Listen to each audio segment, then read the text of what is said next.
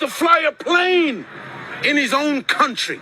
But you want to convince the world that this man is not only a threat to his neighbors, but he is a threat to the entire human family. You are a liar.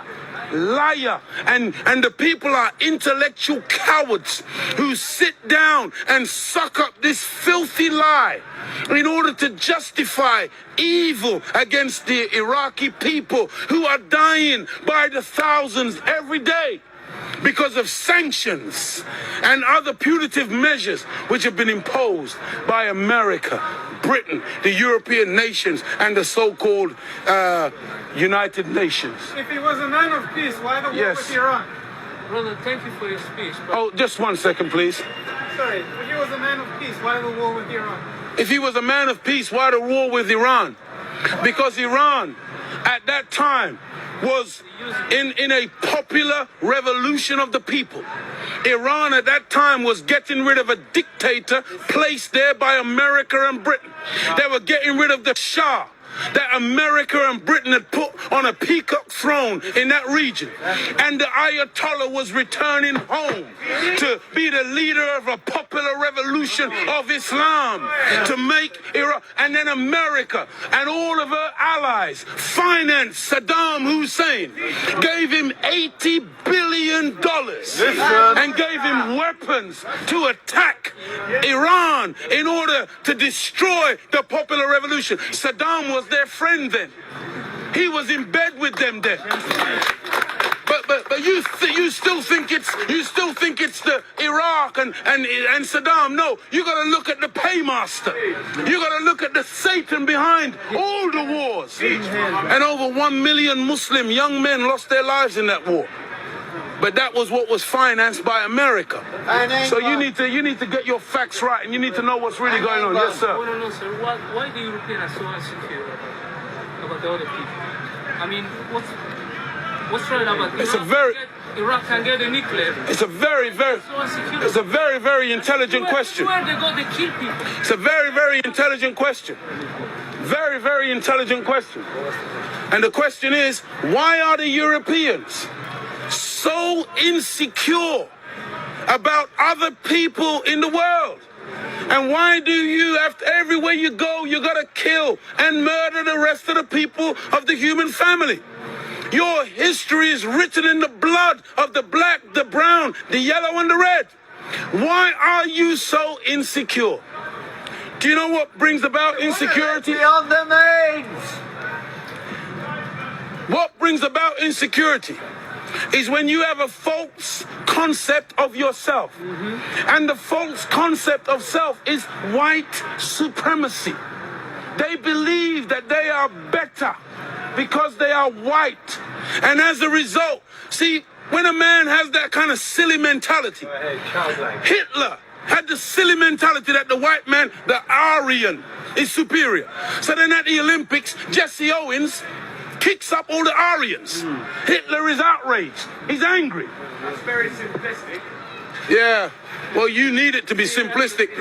You need it to be extra simplistic. You see, they can't even take the reality. I know they can't handle. Look, when you take a brick, and you hurl the brick among a pack of dogs, only the dog who gets hit yelps. Think about it. You hear a lot of barking. A dog just got hit by a brick. It's very simplistic because it's not complicated. The white man pushing white supremacy. That's why they would cut off our penis when they would lynch us. Penis envy. They're afraid of the black man because of our potency, because of our manliness. Because when you look at the black man, he's a real man. He's strong. So then they would have us as mandingos, fighting one another. That's why even today, they want to be the heavyweight champion of the world. They can't find a white man to do it. So they tried to turn a black man, Frank Bruno, into a white man. They called him the Great White Hope.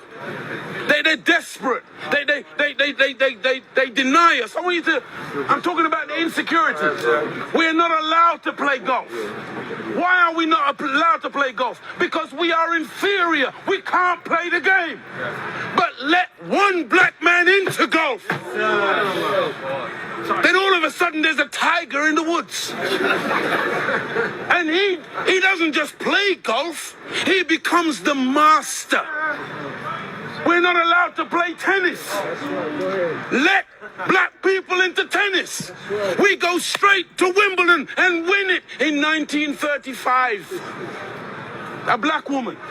Now, Venus and Serena, they run out of opponents. They have to play each other. The white people cannot compete on an even playing field. They let us into athletics. You can't run like us.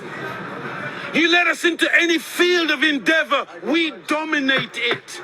So they they push supremacy because there is an inert inferiority. Go ahead, brother. And so when somebody is inferior, they have to give the impression of being superior. Hence all the weapons, hence all the artillery, hence all the media and the propaganda and the program of brainwashing the entire world into believing in their way of life as opposed to any other way of life. And they become very afraid of anything that goes contrary. And so every time a black man stands up for black people, Martin Luther King, shot down. Malcolm X, shot down. Patrice Lumumba, shot down. Steve Biko, shot down. Everyone. Nelson Mandela, they locked him up for 27 years. They did a documentary the other day. In the documentary, you got the white man in South Africa.